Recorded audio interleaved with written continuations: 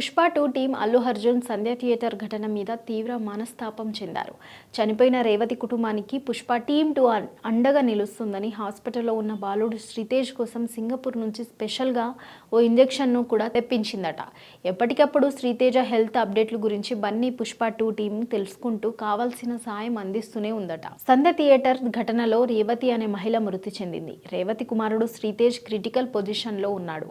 Allu Arjun Pushpa team కలిసి శ్రీతేజ్కు అత్యున్నతమైన వైద్యాన్ని అందించే ప్రయత్నం చేస్తున్నారు.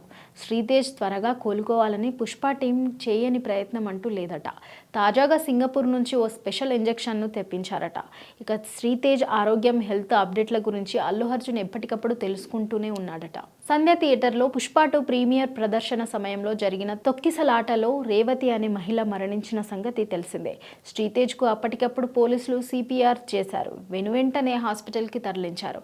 ఇక ఈ విషయాన్ని తర్వాత తెలుసుకున్న అల్లు అర్జున్ టీం పుష్ప 2 టీం చనిపోయిన రేవతి మహిళకు ఆ కుటుంబానికి సంతాపాన్ని తెలిపారు.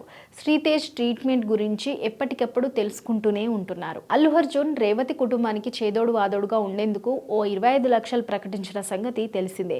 ఎప్పుడు ఏం అవసరం వచ్చినా తాను అండగా ఉంటానని చెప్పిన సంగతి తెలిసిందే. ఇక ఇదే కేసులో బన్నీని చిక్కడపల్లి పోలీసులు గత శుక్రవారం అరెస్టు చేసి హైడ్రామా క్రియేట్ చేసిన సంగతి తెలిసిందే. అయితే అదే రోజు సాయంత్రం హైకోర్టు బన్నీకి మధ్యంతర బెయిల్ను ఇచ్చిన సంగతి కూడా తెలిసిందే. కానీ శుక్రవారం అంతా కూడా బన్నీ చంచల్గూడ జైల్లోనే గడపాల్సి వచ్చింది.